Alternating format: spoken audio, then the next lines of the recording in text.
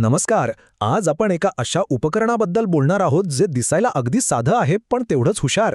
विचार करा, इंजिनिअरिंगमधली एक मोठी अडचण हे उपकरण भौतिकशास्त्राच्या एका छोट्याशा युक्तीने कसं सोडवतं. चला बघूया तरी हे प्रकरण आहे तरी काय. अच्छा, कधी विचार केलाय का की हे सर्वेक्षक किंवा बांधकाम करणारे लोक मोकळ्या मैदानात किंवा रस्त्यावर एकदम परफेक्ट म्हणजे अगदी अचूक 90 अंशाचा कोन कसा बनवत असतील? त्यांच्याकडे काय खूप मोठं कंपास किंवा प्रोट्रॅक्टर असतं का? तर नाही. आणि याचं उत्तर ना खूपच इंटरेस्टिंग आहे. तर याचं सगळं रहस्य दडलंय फिजिक्समध्ये. हो, विशेषतः प्रकाशाच्या एका अगदी सोप्या नियमामध्ये. आणि हीच ती जादू आहे जी या छोट्याशा उपकरणाला इतकं अचूक आणि पॉवरफुल बनवते.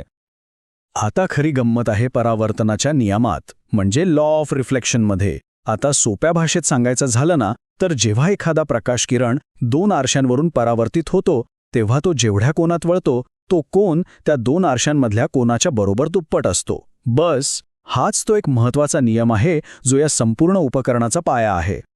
बरं, मग आता प्रश्न असा आहे की या ऑप्टिकल स्क्वेअरच्या आत जे 2 आरसे असतात ते एकमेकांशी नेमक्या कोणत्या अँगलमध्ये ठेवलेले असतील? तर ते एका खास अँगलमध्ये बसवलेले असतात आणि तो कोन आहे 45 अंश. आणि आता बघा गंमत. आपण मागच्या स्लाइडवर काय पाहिलं की परावर्तनाचा कोन आरशांमधल्या कोनाच्या दुप्पट असतो. मग आता जर आरशांमध्ये 45 अंशाचा कोन असेल तर प्रकाश किरण किती अंशात वळेल? बरोबर त्याच्या दुप्पट म्हणजे 90 अंश. एकदम परफेक्ट काटकोन आहे की नाही? सोपं आणि एकदम प्रभावी. चला मग आता या उपकरणात जरा आत डोकावून बघूया आणि पाहूया की हा फिजिक्सचा हुशार नियम प्रत्यक्षात काम कसा करतो. हे बघा, इथे या डायग्रॅममध्ये 2 मुख्य आरसे दिसतायत. एक आहे हॉरिझॉन मिरर जो अर्धा पारदर्शक असतो आणि दुसरा आहे इंडेक्स मिरर.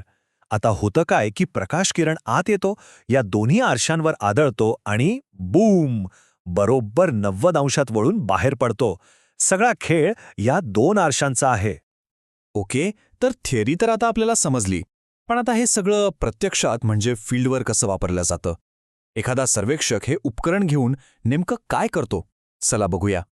समजा आपलं ध्येय अगदी साधं आणि सरळ आहे. समोर एक AB नावाची सर्वे लाईन आहे आणि आपल्याला एका तिसऱ्या C पॉइंटवरून त्या AB लाईनवर एक असा D पॉइंट शोधायचा आहे जो त्या लाईनशी अगदी परफेक्ट 90 अंशाचा कोन म्हणजे काटकोन तयार करेल.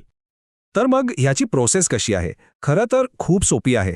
सर्वेक्षक काय करतात, B आणि C या 2 पॉइंट्सवर 2 दांडे म्हणजे रेंजिंग रॉड्स उभे करतात. मग ते या उपकरणातून बघतात.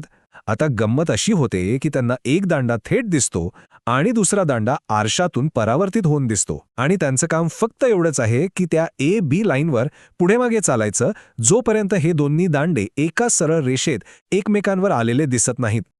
सुरुवातीला जेव्हा ते योग्य ठिकाणी नसतात तेव्हा त्यांना उपकरणातून बघितल्यावर काहीसं असं चित्र दिसतं.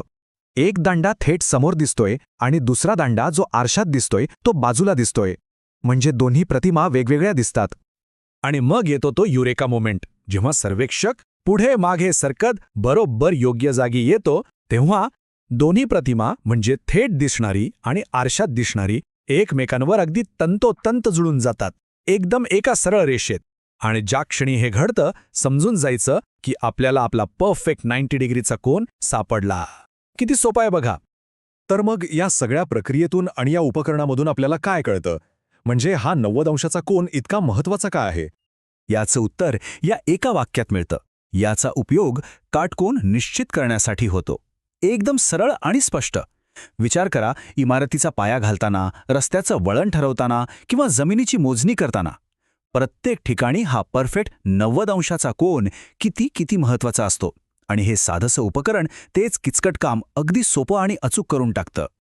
आणि हे सगळं बघितल्यावर एक विचार खरंच मनात येतो की आपल्या आजूबाजूला अशी कितीतरी साधीसुधी दिसणारी उपकरणं असतील नाही का, ज्यांच्या आत विज्ञानाची अशीच एखादी सुंदर आणि तितकीच प्रभावी युक्ती दडलेली असेल. खरंच विचार करण्यासारखा प्रश्न आहे हा.